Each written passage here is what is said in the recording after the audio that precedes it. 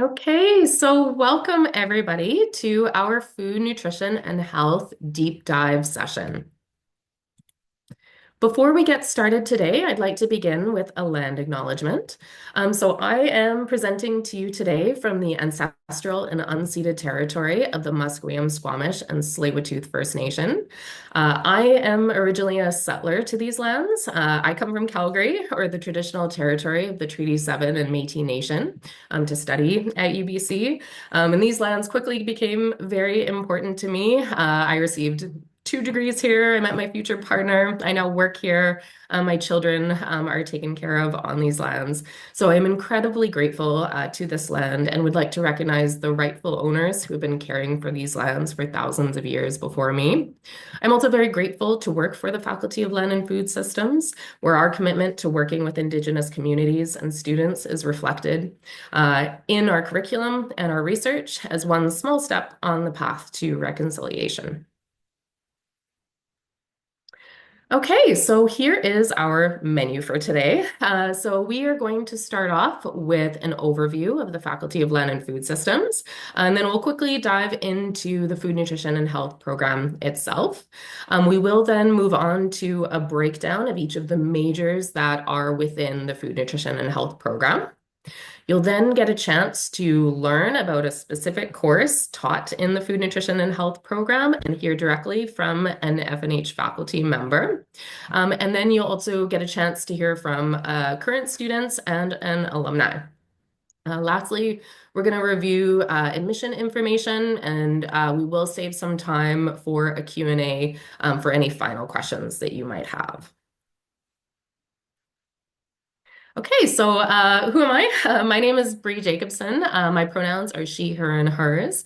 I am one of the academic advisors in the Faculty of Land and Food Systems. So my job, together with my colleagues, is to support you throughout your academic journey at UBC. So from the time that you are interested in our programs to the time that you graduate, I will support you through degree planning, through figuring out what you want to do within your degree, how to tailor it towards your interests. So I am here as your support system once you are in our programs.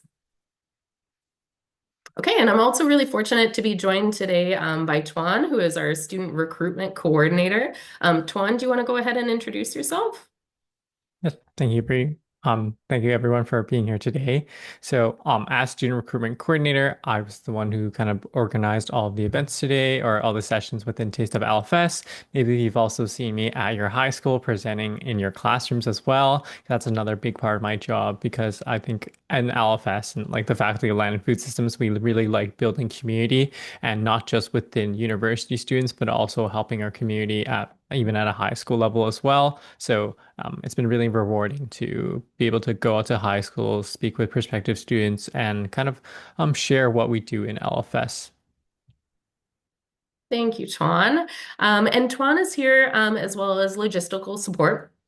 So if you do have any technical issues today, please go ahead and message Tuan on Zoom or shoot him an email at lfs.ambassador@ubc.ca.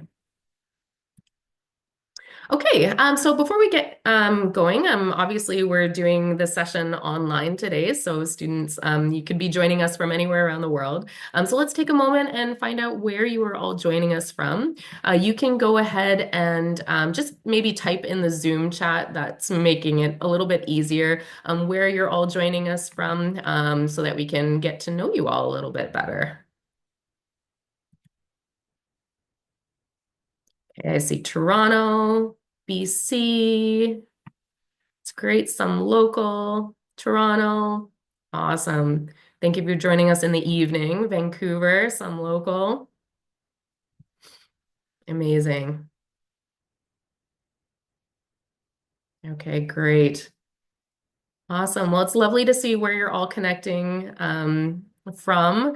So whether or not you're local here from Vancouver, BC, or whether you're joining us from Toronto, welcome. We're so happy that you are here with us today. Okay, so what is the Faculty of Land and Food Systems?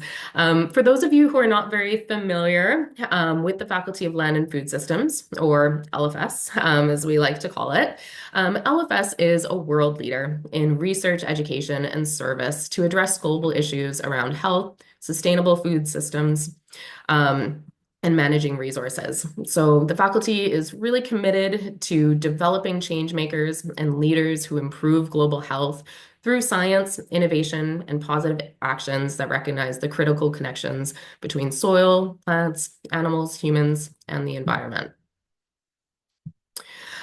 So why study an LFS?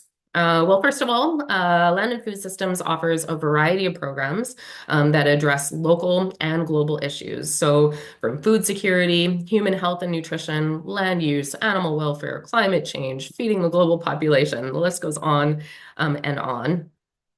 We are also a very small, tight-knit community of staff, faculty, and students. So we only have approximately 1,800 undergraduate students. So you really will get to know your peers and your professors on a more personal level. Many students find that this is really what led them to volunteer or research opportunities within the faculty. And finally, LFS provides you with hands-on experience during your undergraduate degree that really is intended to prepare you for life after graduation. So while there are opportunities for hands-on experiences in other faculties, of course, the really great thing about LFS is that these hands-on experiences are integrated into the course curriculum itself. So you don't have to go the extra mile to search and apply for those opportunities. Elsewhere, it's really woven into the courses that you are going to be doing.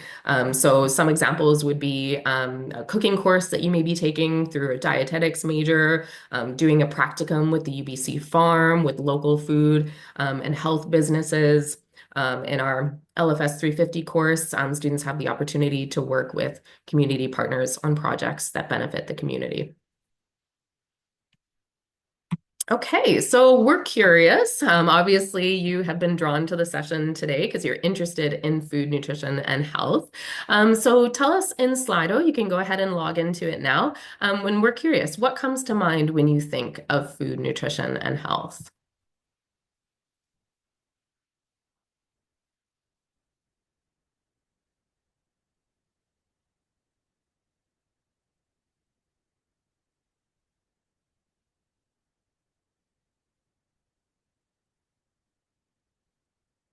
Once again, if you're not sure, you can go ahead and join us by logging in at slido.com, typing in that hashtag FNH LFS, add in your poll answer.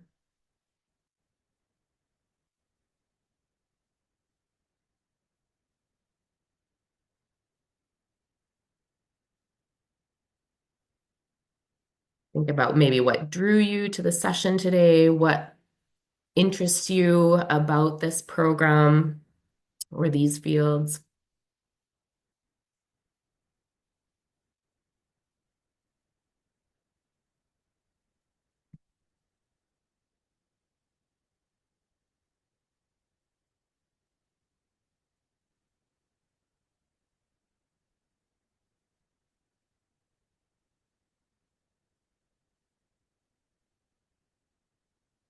Hey, great. Yeah, dietetics, nursing, dietitians, nutrition, making healthy choices for yourself, community. Love these answers. Great. Yeah, a lot of you have really highlighted some of the majors that are within food, nutrition, and health, which is great, as well as some of the themes that you'll find in the food, nutrition, and health program, like making healthy choices and the importance of community. So this is great. Thank you all for your answers. Okay. Just give me 1 second here. Okay, so food, nutrition, and health, the program itself, it is really intended to span topics that encompass production and processing of food, all the way to its marketing, its consumption, and the impact of that food on the community and in an individual's health. So within the food, nutrition, and health degree program, you will be able to choose your major to align with your interests and professional goals. So through the program, you can expect to build adaptability and communication skills and cultural competencies, build a foundational understanding of science and apply your knowledge in hands-on experiences, and work with community partners to develop strategic action plans. So we'll do a breakdown now of all of the majors that are within the food, nutrition, and health program. There are 5 majors within FNH. Two of those majors, food, nutrition, and health and nutritional sciences, are considered non-competitive majors, which essentially just means that students can freely select those majors. You do not have to submit an application or be selected for them. Whereas the ones on the bottom here, food science, food and nutritional sciences, and dietetics, those are all competitive majors. So students who want to join those majors will need to submit an application and be admitted into those majors. Uh, Regardless of what major you choose, all of our majors offer flexible they are flexible and provide you with foundational knowledge in science, nutrition, and food science. They will all give you a deeper understanding of population and public health, and they will all allow you to explore the impact of local and global food systems on human health. So now going into our non-competitive majors first. The first one that I wanted to talk about is the food, nutrition, and health major. So this is, we sometimes call it the general F&H major. It's our general major for the degree program, and it really does provide you with a lot of flexibility so that you can go ahead and create the degree that you want for your own unique path. It allows you to focus on whatever it is that you may be passionate about within the field of food, nutrition, and health. So you can choose to focus your degree on biological sciences, on economics, marketing, maternal health, population and public health if you're interested. And in your upper years, most of the courses that you'll be selecting will be electives. So what you study really depends on what it is that interests you. There are a lot of really amazing career opportunities that you can pursue within the food, nutrition, and health major. One example that we'd love to share, and Tuan will go ahead and put the link in the chat to her profile. One of our alumni, Mia, who graduated in 2021. Mia now works as a mental health worker with Community Builders Group, supporting supportive housing clients through community connection and interdisciplinary care. So I'd really encourage you all to look at her profile if you're curious about her career journey. And then on our website too, you can find a lot of other profiles of alumni to kind of explore the different career paths that our food, nutrition, and health graduates have explored in the future. Okay, so next we have nutritional sciences. So again, this is a non-competitive major that you'll freely be able to select. This major really leads to the field of health science and nutrition research, especially in organizations that are related to public health. So in the nutritional sciences major, you'll get a really strong foundation in human nutritional sciences, both at a conceptual level as well as in an applied context. So it'll allow you to integrate the nutrition expertise with other areas in health and science while preparing you for deeper research if you do want to study at, say, a master's or a doctoral level. It is a very versatile major. So our graduates do end up going into a wide range of careers, definitely across healthcare, research, food industry are most common. Many students move into health-focused roles. A lot of things like nutrition and wellness consulting, community nutrition and health promotion work. Others may take on like science or lab-based positions, including research assistants or lab technicians, for instance. And for students who may be interested in professional programs, nutritional sciences provides a really strong background for professional fields like dietetics, medicine, pharmacy, dentistry, nursing, all of those health-related professional programs. This provides you a really strong background in those areas.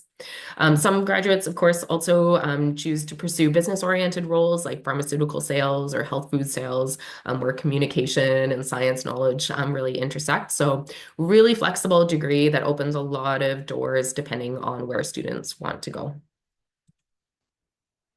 Okay, so next up is food science. So food science is a competitive major. And unlike F&H and nutritional sciences, rather than focusing on the nutrition and health of food, food science really focuses in on the food itself. So we're looking at things related to the processing and safe packaging of food, food safety, as well as how food is developed, how tasty is it. These are all things that our food scientists look at in the program. So this major has a really big focus on chemistry, microbiology, and food engineering. Our food science graduates go into fields that relate to processing, quality assurance, preservation, innovation. Um, and UBC, we're really fortunate, is one of the world's most influential food science research institutions. So we're really lucky here in LFS. Here are some of the careers that food science graduates often go to pursue. So the photo that you see in the background is actually a photo of the Danone Food and Beverage Innovation Center, which is a pretty brand new building, which was just opened in 2024. So this building has a lot of really interesting technology and machinery for students and faculty members to do research on brewing and dehydration and even into ancient cultural medicines. We have other facilities on campus too for food scientists, including our test kitchen that small businesses can utilize. Okay, so moving on to the food and nutritional sciences double major. So this is exactly what it sounds like. It is just a double major between our food science major and our nutritional sciences major. So it really integrates the subjects that are contained within both of those majors. If you can't choose between whether or not you want to focus on the food itself or whether or not you want to learn about the nutrition in the body, this double major allows you to learn about both and gain that those knowledge areas. So with a double major in food and nutritional sciences, you will have the knowledge and be able to pursue jobs in either the food science pathways or the nutritional sciences side of the industry. Okay, and finally, we have our dietetics major. This is our final competitive major, and it is one of LFS's smaller programs.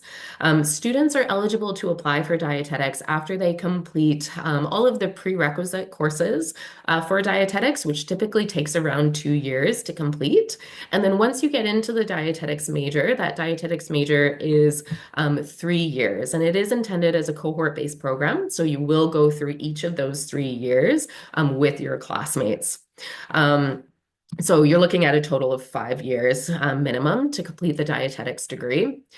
This is a professional program, and it's designed to meet national accreditation standards. So when you have completed the dietetics major, you can go ahead and apply for your designation as a registered dietitian, along with, of course, graduating from your Bachelor of Science degree. So dietitians have a wide variety of roles, but they are certified nutrition experts who are qualified to give nutrition advice at a clinical setting. So you will learn how to think critically about research and how to use the most up-to-date information in order to advise governments, industry stakeholders, program directors, and hospitals. And UBC, we're really lucky here. We have the only accredited dietetics program in the province. So if you are interested in becoming a dietitian and you want to stay in BC, this would definitely be the place for it. Okay, so again, after the dietetics program, you will receive your designation as a registered dietitian. But aside from this, our dietitians decide to go into many different sectors. Some, of course, will go on to start their own private practice. Others may go on to work in hospitals or clinical settings, and may be in charge of the dietary plans of their patients. Okay, so that is an overview of LFS, of the program, and of our majors. But let's talk about now what it is actually like to study in LFS, in FNH specifically. So our first guest speaker today is Dr. Azita Madadi-Noei, sorry.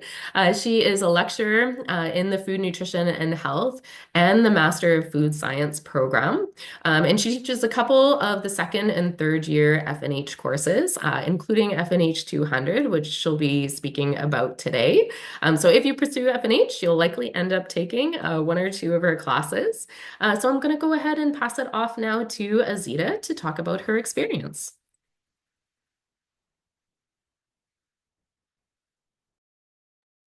Thank you so much, Bree, for introduction. I'm Azita Madadi-Noei, and as Bree mentioned, I'm teaching undergrad and grad courses. Currently I have only one undergrad course. It's FNH 200. I'm actually teaching with several other instructors in department. We have a different approach to the same course. Can I change the slides or do you want me to still? Okay. So this course, the FNH 200, is exploring our food and it's an introduction to food science. And I was very actually surprised that no one talked about food science when the question came up, what is food nutrition and health? So this course, this introduction to food science, and food science is all about production processing. It's from farm gate up to the table. So whatever happens to the food in between is the food scientist's job.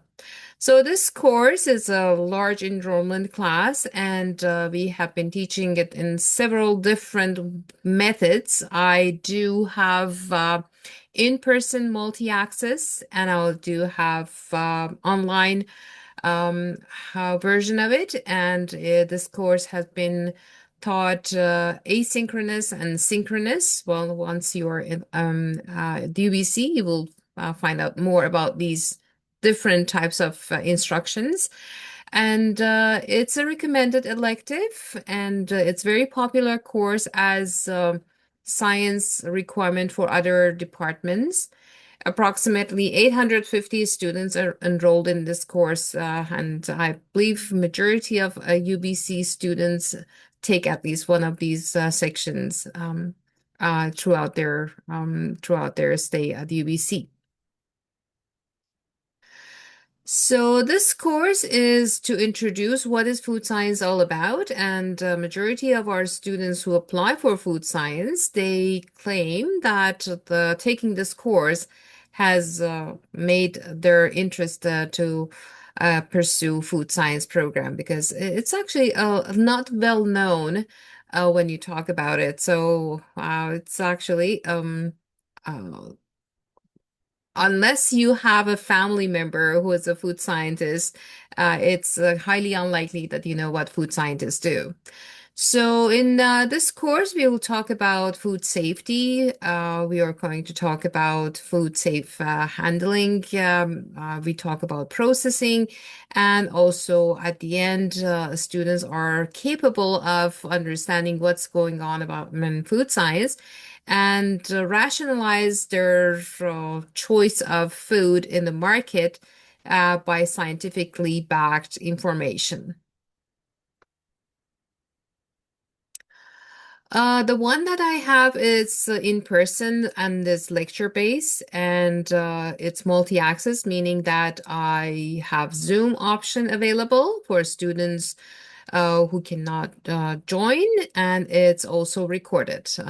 So after pandemic, we decided that this is actually working well with our large audience, and we kept it this way. Not all the courses at UBC have the same protocol, but this is how actually I conduct my course. There is also an online asynchronous version of this course available. It means that it's self-paced. You have to be on track, and there are milestones that you have, but there is no lecture that you have to attend. The course that I have is the FNH 200 is a foundation course. So basically, the foundation courses are a lot content based, but it doesn't go into the depth because in third year and fourth year level courses, they build up on this foundation. So we lay the foundation, lots of content, and I personally like to have multiple evaluation because everyone learns differently, and it's important that everyone gets the chance to have some kind of evaluation that fits their study style. So we have quizzes, we have assignments, we have discussion boards, and also I have midterm and finals. So comprehensively and collectively, they make the final grade that is on the transcript.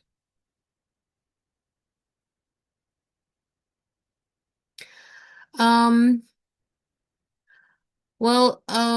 as I mentioned, 100 level and 200 level courses are foundation based, and there are lots of content. Yes, unfortunately, there is an element of memorization, but guiding and resources are available.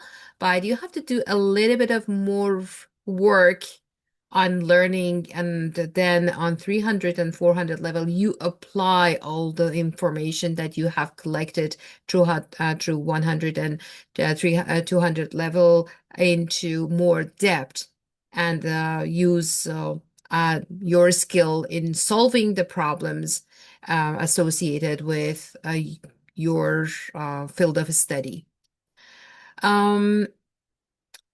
FNH 200 is also starting with a chemistry part. I know some students don't like chemistry. I don't know why this is a widespread, but chemistry is actually it's very interesting, and if you go learn it properly. So we lay the foundation with the chemistry, and then we go into the processing, microbiology, and the regulations associated.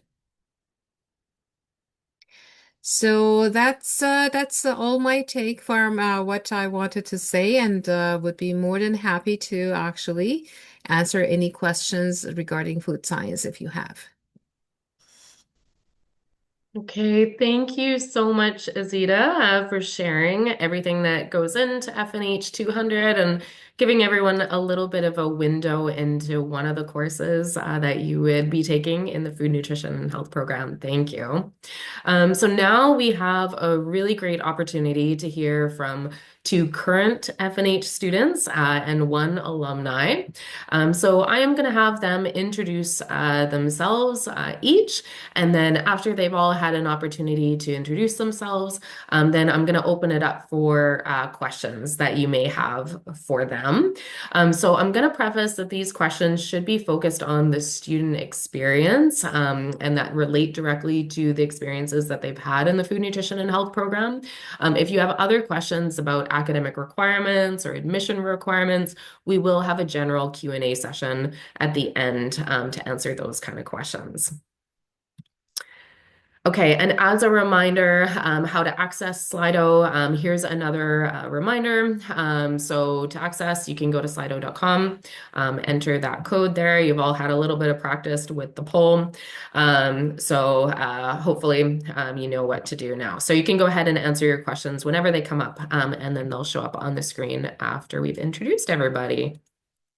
Okay, so I'm going to go ahead and pass it on to our first student, alumni. You can go ahead and take it away, Caden. All right. Hi, everyone. My name is Caton. I am a currently beverage research technologist at Mark Anthony Group. So I'm pretty sure you guys may have heard of like alcoholic drinks such as White Claw, Mike's Hard Lemonade, Cayman Jack. Those are some of our products under our company, and I work quite closely with the product development and quality assurance team. So I graduated from UBC with a major in food science in 2023, and I started in 2019. So throughout my university career, I was online half of the time due to COVID, but overall it was a pretty great experience. Yeah. So my favorite LFS memory is probably completing my group's capstone project, which was about formulating iron gummies for iron deficient people. So um, through the use of microencapsulation of iron, we were able to create gummies using atomic absorption spectrometry. Um, Also doing a lot of sensory analysis. It was great to feel accomplished with my group members um, uh, and I believe that it really helped me launch my career at Mark Anthony Group. So yeah, if you guys have any questions in terms of product development or product formulations, I'm happy to answer them. Yeah. Okay, great. Thank you so much, Caden, for Mhm. speaking about your experience Mhm. and what you're currently doing after graduating. Okay, I will pass it on to our next student, Andrea. Andrea, do you want to go ahead and introduce yourself? Yeah, sounds good. Thanks, Bree. Yeah, hi everyone. My name is Andrea. I'm in my last year doing my major in nutritional sciences. I'm originally from Surrey, so not too far away from Vancouver. I'm also this year I'm also volunteering as an LFS outreach assistant. So I think Tuan mentioned going to high schools and things like that. So I go with him sometimes to high schools, talk about LFS as well. Little fun fact I have is for one of my co-op positions, which is where you get a work placement.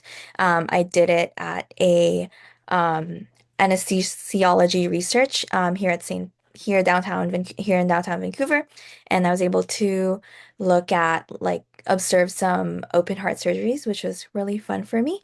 But yeah, I'm in my last year, so I've gone through most of my degree already. So if you have any questions regarding student life and anything like that, I'd be more than happy to answer it. Okay, thank you so much, Andrea. Really appreciate you sharing that. Okay, and then finally, we have Eloise. Eloise, do you want to go ahead and introduce yourself? Yeah, hi, my name is Eloise, and I am a fourth year student in FNH. I'm originally from Ontario. I'm from Kitchener, Ontario. I saw some of you say you're from Toronto, so I relate to it. Maybe if you move to Vancouver and UBC, I definitely relate to that experience. So you feel free to ask me about that too. But yeah, I'm a fourth year food science major. I'm also doing a minor in chemistry. And a little bit about me is I've done different work opportunities. Currently, I am a teacher's assistant, which means I help grade things. Sometimes I help deliver content in different courses. Currently, I'm doing it for the food microbiology course. And one of my favorite LFS memories is just my third year lab experiences in food science and really having a sense of community with my cohort. And we would all study together, often between classes, because in the food science program, especially third year, we have the exact same schedules lined up. So we kind of go class to class together, which also means we get to study together, which was really great. So yeah, that's a little bit about me. Amazing. Thank you so much for sharing, Eloise. Okay, now that you have all gotten to know a little bit about all of our students, we're going to open it up for questions for our students and alumni. So if you have specific questions for them about their experiences here, what drew them to LFS and FNH specifically, how they chose their major. You can go ahead and enter those questions into Slido. Um, this current question that's up, I appreciate whoever submitted it. That's great. I think we'll save that one until the end Q&A session. And we'll talk a little bit more about students' experiences right now.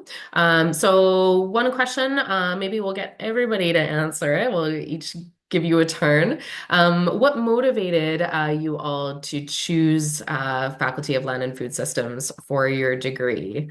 Caden, do you want to go ahead and start? Yeah, sure. So, what motivated me to select LFS for my degree, Food Nutrition and Health for my degree? Probably like the sense of community and as well as like being involved with helping others. What really drew me in, as well as like I wanted to do something in terms of science as well as creativity, which led me to my current position at Mark Anthony Group, and being able to apply that creativity with science, it's just like a dream job for me. So that's what really motivated me. Amazing. Thank you so much for that. That was really helpful. Andrea, do you want to go next? Yeah, sure. So I was actually a transfer student into LFS. I did my first year under the Faculty of Arts because I meant to do psychology as my major.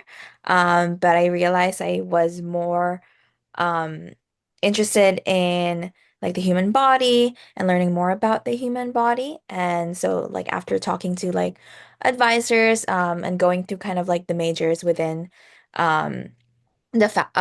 the UBC, we kind of landed with LFS, and I also emphasized that I really wanted like a smaller, like tighter knit community as well, and so that was kind of where it came hand in hand of, nutritional sciences, talking about human body, human nutrition, and having that like community as well.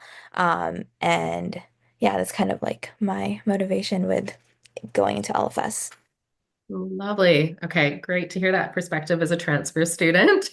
That's always an option. If you find yourself in a faculty that isn't quite the fit for you, you can make a decision to switch into a different faculty. So that's really interesting, Andrea. And Eloise, what motivated you to study in LFS? Yeah, for me, it was really program based. I felt fortunate that had found what food science was through Googling different programs and whatnot, and kind of connecting ideas, kind of what Caton was saying, talking about how you can have creative stuff, you can have science, and based around food, which is something I felt really passionately for. So for me, it was really program. I saw that there was a food science major, and I wanted to try living in BC, tried living in Vancouver. That was something that I really valued, and still do. I'm really glad that I made the move from Ontario over here. So yeah, for me, it was really, I saw the program I wanted, and I knew that there were options maybe even closer to me, but it was that and kind of getting the experience of being at a school like UBC and the opportunities that come with that, along with being in a city like Vancouver, really sold me. Awesome. That's great. Yeah. Again, that perspective of, going so far away from home and living somewhere else is really important. So that's very interesting and being drawn to the program itself. Okay, thank you all for sharing. Okay, next question to alleviate some fears. Class that you struggled with the most. So you're all obviously either graduated or in a later part of your degree, but can you reflect on a class that was maybe a little bit more challenging than others? Maybe. I guess I can Yeah. start first. Yeah. Yeah, of course.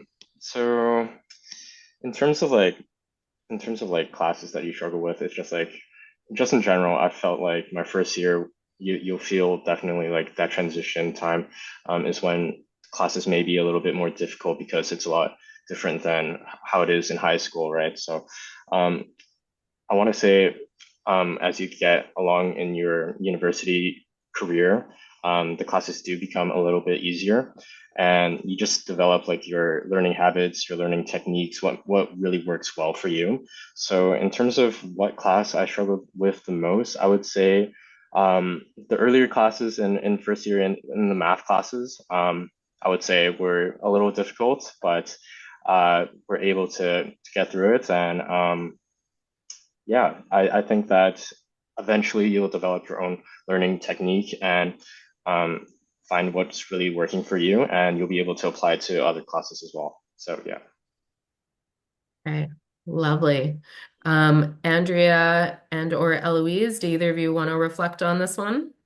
Sure, yeah. I think similar to what Keaton has mentioned, I think it's just like the transition of like all science courses in the first year, I would say is like the hardest part of it. I think for me in terms of like specific courses, I think it's just like math and physics courses that I struggled with, but I think rather than the content, it's more on like the pace of the course as the transition from high school is kind of different. So like knowing how to kind of adjust to that pace was like really important in the first year. But yeah. Yeah, absolutely. I think that's a very common thing that we hear from our students.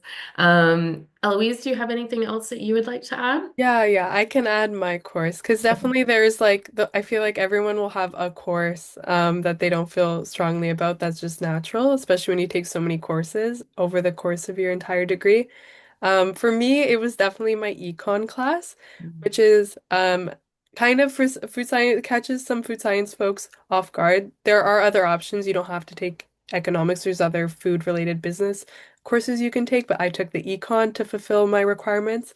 And for me, that was a course I really struggled with just because it felt a little contrary to my natural instincts and my natural way of learning, which usually bodes well for food science related courses, but for me, econ was definitely a bit of a struggle. Yeah. Well, really great reflection. Yeah, I hear similar things, but I love how you brought up the fact, Eloise, that it really is very individual. What maybe is a challenge for one student may not be a challenge for another student. It really depends. But yeah, those first year classes too are also really meant as your foundation to the rest of your program. So they're going to be your foundational science classes, and they are going to be less applied, unfortunately, than the rest of your degree. So as you progress through your degree, your courses are going to get more and more applied, and we do find that students eventually feel more connected and more prepared for their classes as they go on through their degree. So that first year can often feel a little bit more challenging than the other ones. Okay, so next question here. So what advice would you have for high school students who are interested in studying food science, but may feel intimidated by the science-heavy coursework? So we'll aim this one to our food scientists. Eloise, do you want to go ahead and start this one? Yeah, for sure. Yeah, I think it's like a really important question because food science definitely integrates a lot of science disciplines. So my advice would be maybe just to consider um, with the knowledge you have from high school science classes, what are the kind of domains of science that you really enjoy, or what are the parts that you struggle with, and maybe feel intimidated by? Um, just to say that food science, you won't be learning about maybe things like ecology or genetics super specifically, things like that. And maybe you can if you want, but broadly speaking, there's a lot of food science courses, and you could probably take a look at course names and whatnot, and you can align with what you know from your high school classes and your enjoyment and aptitude for your programs that you're doing right now and your classes you're doing right now, just to see. So if you feel like you're intimidated by concepts in science, maybe just see if they actually are what you would be studying in food science, because maybe that could feel intimidating, but then sometimes they might not be at all. So sometimes there's content, not all science will be covered in food science or specific avenues. I feel like maybe I phrased that poorly. I hope that kind of got the point across in the end, but not all science will be covered in food science. So I don't think you need to feel intimidated, but maybe take a look at kind of what you'd be covering just so that you can enjoy it as much as you can. Yeah, that's a really good perspective, Eloise. Yeah. Again, yeah, food science, you're exactly right. It doesn't necessarily focus on all of the sciences, pretty heavy on the chemistry and the microbiology. Caden, do you have a perspective on this? Yeah, just to add on to Eloise's comments and whatnot. yeah, it's like see where you're most comfortable with in terms of like what science courses you're taking currently in high school and build upon that sort of foundation. So for me, I was really good at chemistry and biology. I wanted to do something along those lines.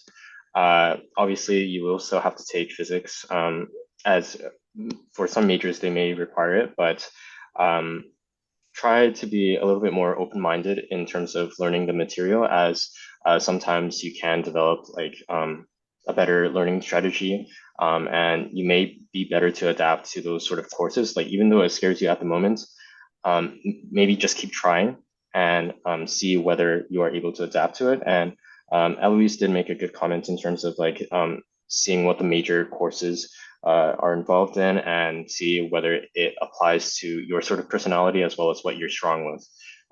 Yeah, that's what I would say. Okay, perfect. Okay. Thank you both for that. Next question is, what is one misconception people have about food science, and what is the reality? Another food science focused question. Eloise or Caden, do either of you want to start this one?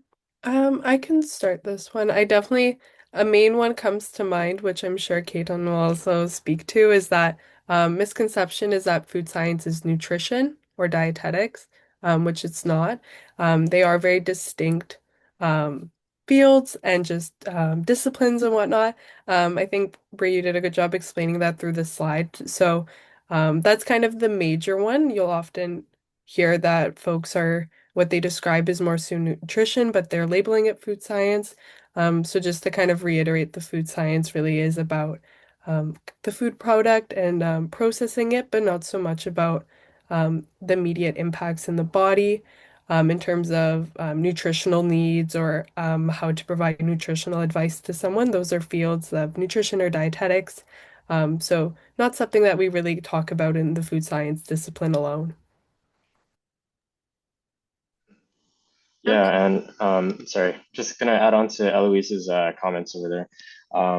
I think that for a misconception about food science, sometimes people think that it's literally just like cooking or or whatnot. But yes, cooking is a part of it, but there is so much more to food science than just those sort of generic norms about it. So there's a lot of like chemistry, there's microbiology, there's engineering. So all those products that you see in your grocery store, those are all manufactured by food science. Like someone had to formulate it, someone had to create it, and like those Coca-Cola flavors that you see all the time, those are being tested like every single day. So there's a way to apply creativity to it, and um, it's just much more than just cooking. Yeah. Awesome. Well, thank you. Yeah, these are all really great perspectives. And I realized too, I haven't thrown it over to Azita. Azita, do you have anything else to add about any misconceptions about food science, or in the previous question, any advice that you might have for high school students who might be a little concerned about the science heavy coursework in food science? Well, Kaden and everyone else actually provided a very interesting and comprehensive perspective. So I don't have anything to add, just that for the students, for prospective students, help is always available. So come and ask for it. We have a very close-knit community and we have amazing advisors and they are here to help. So don't feel intimidated, but you have to let us know if there is something that needs to be helped with. If you don't know, then we cannot help you. But help is available, so please come forward and ask for it. Absolutely. That's a really good perspective. And like I mentioned to the academic advisors here, as well as Tuan in his role, we do help students who are interested in our programs. So if you are concerned about this element of maybe jumping into a very science-heavy coursework, we'd be happy to have conversations about entering into our programs and maybe help alleviate some of those fears or talk about your admission requirements in a one-on-one chat. Okay, so I've answered a few of these. Let's go ahead. I'm just going to check timing to make sure that we are on track. Let's go ahead and address community in LFS. So let's talk about community. What does community feel like in LFS from a student perspective? Andrea, I know you haven't had a chance to chime in a little while. Did you want to speak to this one? Yeah, for sure. What does community feel like? Community in LFS, it's as I think it's mentioned a couple of times, it's a smaller faculty, and so you really get to know people in your cohort, your classmates, your professors, especially as you go into upper years, your classes do become smaller, so you are taking courses with the same people, and so it's just community feels a lot more organic in that way compared to like bigger faculties where that like the effort to find community may be harder or maybe just more difficult. In LFS, we do have a lot of like programs or like opportunities for you to meet other faculty, other people in your faculty as well. And so that those kind of opportunities really provide a great way to, meet a community and meet new friends that way, like through clubs or like Agora, like which are like student-led programs. So yeah. Thing. Awesome. Eloise or Caden, do either of you want to reflect on this? What community feels like in LFS? Yeah, I can speak on it. Definitely, it's maybe a little cliche, but I feel like our community building really does revolve around food, which is a great thing if you do enjoy food, which I hope you do if you're joining or considering joining the FNH degree as a whole. There's a lot of fun opportunities. Andrea mentioned it, like the Agora Kitchen. This is like a student-led, volunteer-led initiative and kitchen that provides really low cost lunch options on campus. That's a great way to meet people, but also you can go into that space and be around other people who are primarily in the FNH or LFS degrees.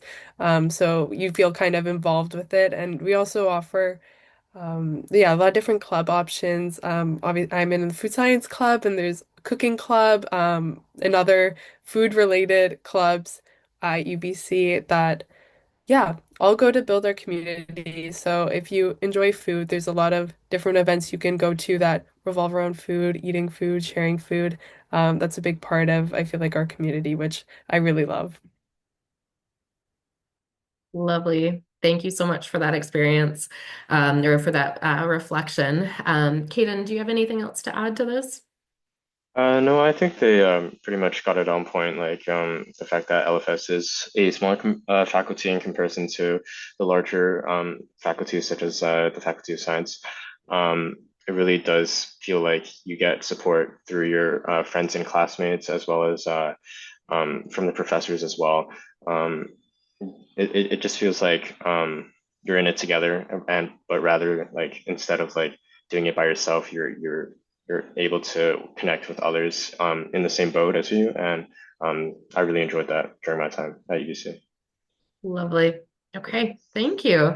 Okay, so I think we're going to go ahead and answer or go into one more question for our panelists, and then we're going to make sure that we have time to go through the admission requirements, and we'll continue to answer questions in our open Q&A. So anything that we didn't address, we can go ahead and address in our final Q&A. But this one question here, how did you feel supported during your school experience? Does anyone want to reflect on that question? Yeah, I can get started on that one. I've been really fortunate. I've had a lot of support throughout my degree at UBC and with the FNH program specifically. Peer support is definitely one thing that it's really great to be in a kind of cohort of sorts and be able to rely and get to know personally the people in your classes. And that's something that was because when you get started in the FNH programs, you are in more general sciences in first and second year. But then in my third year, really especially, and now this year, I know that I have people and who are in my food science degree that I can really rely on, and I know that they can help me through personal times, but also, of course, academically. If I miss a class or something, they can help me. But another way too has really been my profs. That they're a really great resource. Definitely reach out to them, and they can help be really valuable mentors and just kind of advisors to understand options like graduate programs or research opportunities if that's something you're interested in. And yeah, again, because we are a small faculty, there's nothing quite like sitting in the FNH building and having your profs walk by and say hi, and you can have a short conversation with them because they do know you. And they are genuinely interested in, how you're progressing and what kind of courses you're in and how you're enjoying them. Yeah, so it's been really great. I definitely feel a lot of support in the degree and like in LFS. So yeah. Great. Okay, thank you so much for that. Does anyone else have anything else to add to that question? Yeah, I can add a little bit more heavy on, yeah, with the profs. Also, I think LFS profs in general are just a lot more open to um helping students. So um I really feel that a lot also. But also this because I'm graduating this year, I've been to academic advising a lot and just making sure I have like, all the requirements I need and having like drop-in sessions like all the time is like has been really helpful for me this year. So just like the faculty in general of like um yeah, like feeling very supported within the faculty, making sure like I'm able to graduate and I have all of the courses I need was like really great this year. Great. Okay, well, thank you so much for those reflections. We're just going to move on, just in the interest of time, to make sure that we have time to go through our whole presentation. But we'll come back to the Q&A afterwards to make sure that we answer as many questions as possible. So just give me 1 second here. Okay, so I just want to go ahead and summarize some of the key takeaways from our session today, along with what our guest speakers have said. We want to highlight some of the key benefits of studying in LFS. So the faculty, again, really focuses on this interdisciplinary approach to addressing local and global issues so that really students have an opportunity to learn the big picture and then applying it to this big picture. Again, as our faculty is smaller, we have this tight-knit community of staff, faculty members, and students. Students are able to get to know their peers on a more personal level, and it's much more accessible for students to work with faculty members and gain hands-on and experiential learning experience, such as in food science labs, for instance, or practical experiences. And as the degrees in LFS are quite focused and specialized, they are really found a fantastic foundational degree for graduate and postdoctoral studies. I want to really thank all of our wonderful alumni and student speakers for sharing their experiences in LFS with us today. If you are looking at applying to FNH for the 2026 admission cycle, up on the screen here are the grade 11, grade 12 requirements if you are a high school student in BC. If you are looking for equivalent courses from where you're from, so for instance, the Ontario equivalents to these courses, for instance, you can go to UBC's website, the u.ubc.ca website, and you can see what these equivalent courses would be from another curriculum. If you are thinking about applying as a transfer student, here are the admission requirements as a post-secondary transfer student.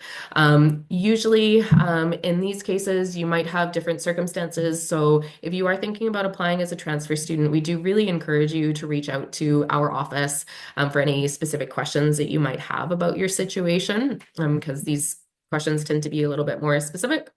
As a transfer applicant, one thing that we would recommend is that you go ahead and utilize the BC Transfer Guide to see how the courses that you are currently taking in your current program will transfer to UBC if, for instance, you are currently at a different post-secondary institution. And if you have any questions as you're doing this research, again, feel free to connect with us. We'd be really happy to help. And then on the right side of the screen, you can see that the application deadline to apply to UBC is January 15th. But if you are direct entry from high school, and if you wish to be considered for early admission, which also allows you to be considered for entrance scholarships, we'd really encourage you to apply by December 1st with the early admission deadline. And then detailed instructions, if you have any additional questions, you can find them at u.ubc.ca. Okay, so I know a lot of you are probably doing a lot of exploration right now to try to figure out where exactly you want to go. I know it's a little overwhelming. So you're starting to become aware of what is out there. So how do you make this decision? How do you decide? We have a few tips for you of things to think about. So first of all, obviously do your research.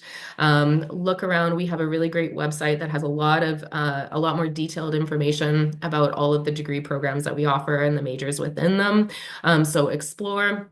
On our website too, again, are those student and alumni profiles. So if you're curious about the kinds of experiences our students have had or where our alumni have gone after their degree, you can see a few examples there.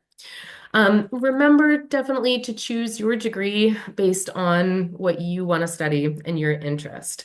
Think about the kind of world problems that you want to solve and what is important to you. And definitely know the admission requirements. So this is key to make sure that you have completed all of the correct coursework to be admitted into our programs. And again, if you have any questions about this, you can always talk to us as advisors. And then last, there are lots of UBC events and presentations that you can attend both campus-wide and here in LFS. Our Taste of LFS week is still ongoing. Our last session this week is called Seeds of Success, LFS in Your Career. And it's going to be taking place on Thursday, November 20th.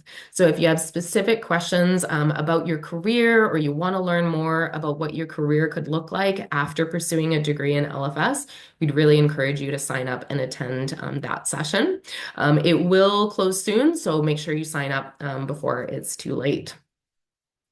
Okay, so if you are interested after today's session and you want to learn about how to connect with us, we have some contact information on the screen, so you can contact us in LFS Student Services, our LFS Student Ambassador email. You'll have a chance to talk to Tuan.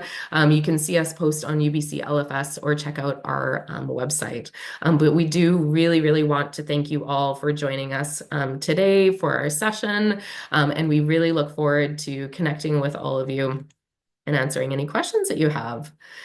So that being said, we are going to go ahead and open the floor now for questions.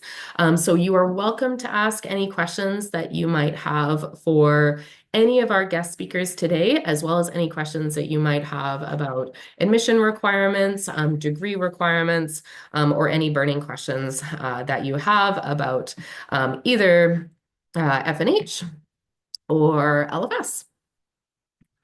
And again, you can go ahead and enter your questions into Slido. We'll be reviewing them there and passing them off to the appropriate individual. Okay, so give me a minute here while I pull it up. Okay, so one question that I saw come up that I noticed was voted up a couple times, so I wanted to make sure that I would address it, would be whether or not that there are any more cooking or baking labs that integrate food science or nutritional sciences into cooking and baking. There is definitely one course that I can think of. I believe it's FNH 340, which utilizes our test kitchen and allows students to get hands-on experience in a cooking lab. So that is one course that comes to mind for me for that. Are there any other courses that anyone else can think about that you've had hands-on experience with cooking and baking in your classes?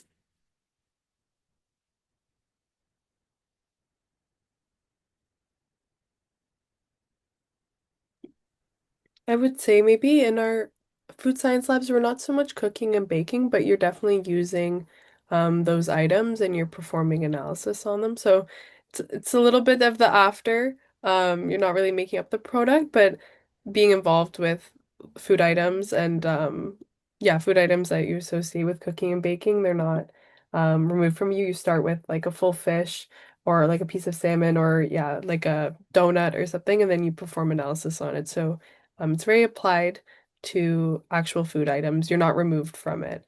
But yeah, not quite what you mean, I'm sure, but just little context. Also adding on to this, I did take a course, FNH 425, which is the capstone project, where you can work on group projects on different sort of topics. So, for example, companies would reach out to the UBC staff, and then we would work on projects such as how to enhance vegan meat cooking times or whatnot, or working on granola texture suitability and whatnot. And for example, my capstone project was on iron gummies, so not necessarily a cooking or baking class, but or baking lab, but you apply those sort of techniques into a custom group project essentially. Yeah. That's a really good reflection. Yeah. So I mean, we have that test kitchen, but what you'll be doing in LFS, and especially in like the food science program, will be, yeah, analyzing the food itself, food safety, food packaging, not necessarily the cooking and baking elements of it. But yeah, you'll be doing some of that lab work. There are other extracurricular activities that you could potentially be involved with at UBC and LFS to give you some of that experience. And it kind of builds on what you'll be doing in your F&H degree in an interesting way. So our Agora Cafe, which has been brought up a couple times, is a fully student-led cafe.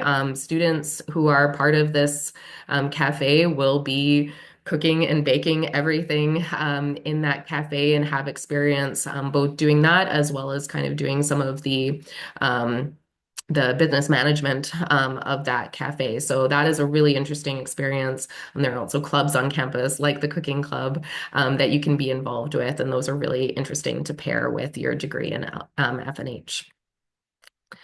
Okay, next question. What is one piece of advice that you would give to someone thinking of coming here? Is there anyone that is interested in taking this question?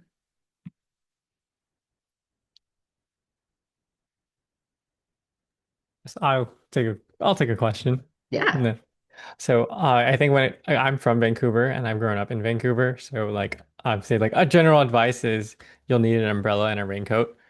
It does rain here all the time. Like, especially sometimes I do talk with my friends who aren't from like Vancouver or even from Toronto. So they're actually not used to like having like rain, like it's always raining. It's always a little chilly. So then like having that like reminder of being like, yeah, you kind of do have to dress a little appropriately when you're on campus is one thing. But at the same time, like I think campus is really beautiful.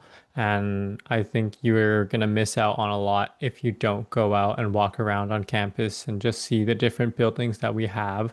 I think UBC is really special in that case, just because we just have so much diversity, not just in students, not just in buildings, but also in our green space. Like behind all of us here today are pictures of UBC, and it's just really great, like that we're able to see just a big diversity in plants and even like sometimes the animals that come around campuses as well. So I would say like that's probably one of my biggest tips for when you come here is like for you to just fall in love with campus. Yeah, that's a really important point. I will say that when I came here as an undergrad, I immediately fell in love with the campus, and part of what motivated me to stay and come back. And it really is its own kind of little city and community. It's in a peninsula. right at the edge of the city. So it's very community based. It can feel large, but also it's sort of like a little mini city inside Vancouver. Okay.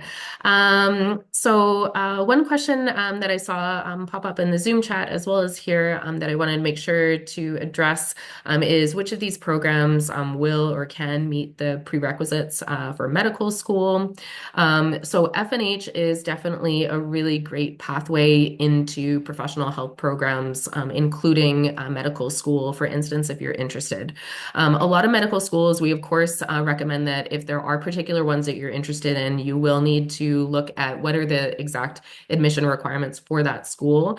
But for instance, the UBC Medical School, which we're quite familiar with, there are no specific course requirements. They have general subject requirements that they are looking for admission, and those are fully covered under the requirements or the general degree requirements that you'll be taking in FNH. So the FNH degree fully prepares you for all of those foundational subjects that they recommend for medical school. And aside from that, it is up to you which degree or subjects you want to pursue to help you be better prepared for medical school. The benefits of FNH is that you will get a lot of applied and interdisciplinary experience through FNH, which you may not get otherwise. You have a lot of opportunities to work in fields that medical professionals might not otherwise be able to cover, like nutrition, which is less of a focus once you get into medical school. So it will give you some really strong background for your medical degree. So FNH is a really, really great pathway into those professional health fields. Okay, so what has surprised you the most about studying in LFS? Anyone feel strongly about taking this one? I can get started. I think for me, I think in just like looking back in terms of the contrast of what you learn in high school, I think with LFS and like my degree in general is just a lot more, it feels a lot more applicable to like my life and like my everyday life. So like learning about nutrition, about food, like you have to eat every day. You see food like all the time in the grocery stores and things like that. So it's like as I've gone through my degree, I think one thing that I was really surprised is that it's not all just like theoretical, which I feel like how I thought of education and studying like in high school is like everything is kind of like theoretical with like biology and like chemistry and things like that. But as I go through my degree, it's yeah, like you can definitely like learn a lot and apply that to like your everyday life and like your choices and things like that. So Lovely. Yeah, really highlighting that applied. Everything is very applicable to real life. Any other perspectives to add to that one?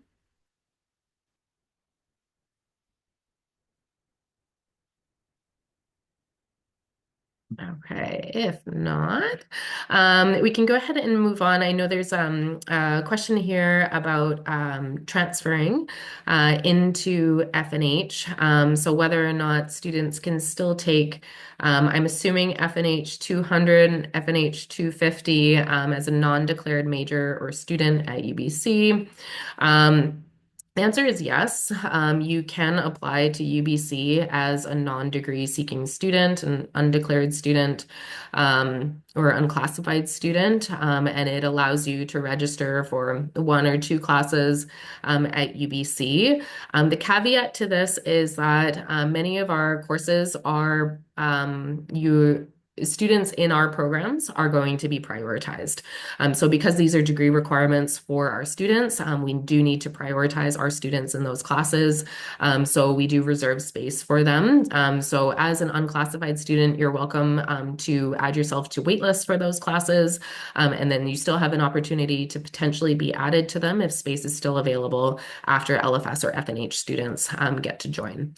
So the safest way, if you are thinking about, for instance, like joining dietetics and you're trying to cover as many dietetics requirements as possible ahead of time, What we would recommend is getting as many of the prerequisites done wherever you are located first, and then applying to transfer into the food, nutrition, and health program to then finish up any of your remaining prerequisites while you are in the FNH program. That allows you to have that priority access to some of those degree requirements. Okay, next question. How has studying nutrition changed the way you think about food and health in your own life? I can get started again. I think I've, yeah, mentioned it a little bit earlier. Um, I find like a lot of the, the teachings and like things I learned from lectures, I do apply in my own life. Like whether it's like, yeah, choosing the foods to eat or learning how to read a food label, for instance. Just like little things like that. That I feel like if I wasn't studying nutrition, I wouldn't necessarily like think about or know to even think about. But yeah, if anyone else want to add. Yeah, for me, I definitely have a new perspective and new respect for food microbiology specifically, and definitely thinking in terms of food safety. There's it's not about avoiding anything or something like that, but following good food practice handling once you recognize it, and recognize people not handling food properly, or sometimes it's friends and family even, you kind of can't go back from that, just because you do know the risks associated. And when it is so easy to mitigate risks such as, just good food handling practices, it's just not worth it. So definitely comes to play in my real life. There are times that I'll say, oh, I'm gonna avoid that dish or whatnot, just because I know it's been maybe left out for too long and the conditions seem not great. So yeah. Sometimes I guess ignorance is bliss. Yeah. Okay, Caden. Just also adding on to this, like because I work in a product development lab, we were able to like formulate all the beverages and whatnot. So seeing all those high content and sugar products is just like seeing it actually in real life and pouring that much sugar into a beaker. It's just crazy. So yeah, just keep keeping those sort of things in mind when I'm shopping. It's just like I think I'm going to avoid this one today. So you know what I mean. So yeah, it really applies to real life, and I greatly appreciate and value it.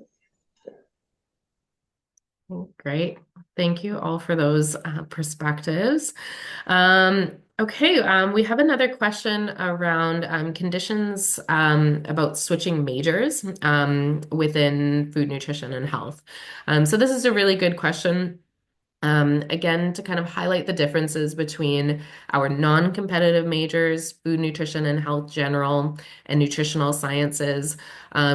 Students can freely switch between them. So if you choose one major and then you decide, oh, actually, I made the wrong choice, I do want to switch into nutritional sciences, you can do that at any time, at any point in your degree, as long as you're aware of the differences between the degree requirements and how that will change your graduation and degree planning plans. To go into one of the competitive majors, you can definitely decide later if you do want to apply into one of those programs. The typical timelines to apply to food science and the double major in food and nutritional sciences would be either between year one and year two, or year two and year three. But in special circumstances, if you decide later on, those can be considered on a case-by-case basis. Dietetics, again, as a reminder, there's 2 years minimum of completing prerequisite courses. So you won't be applying right away. You can take a couple years to decide. Some students choose to wait a little bit longer and do 3 years before joining that dietetics program. And then, of course, if you are admitted into a competitive major and you decide, nope, actually, that's not right for me, I want to go into one of the non-competitive majors, that's okay too. Again, that's what myself and my other team members are here for, is to help you understand what the implications of making those changes will be to your degree. So as long as you're aware of how that will change your degree requirements and change your graduation timelines, that's okay. So there's a lot of flexibility within FNH depending on what you choose. Okay, so we're going to wrap it up there for our Q&A session. But I do once again want to thank all of our guest speakers for sharing all of their thoughts and reflections today. We really appreciate your time. And thank you all for joining us for today's session. It was really great to connect with you all. You all had really great questions. So we are really looking forward to connecting with you in the future. If you want to join us for the Taste of LFS career session, and you are always welcome to reach out to us via email if you have further questions about joining. Okay, thank you all. We hope you have a lovely rest of your evening, and hopefully we'll see you in our programs in the future.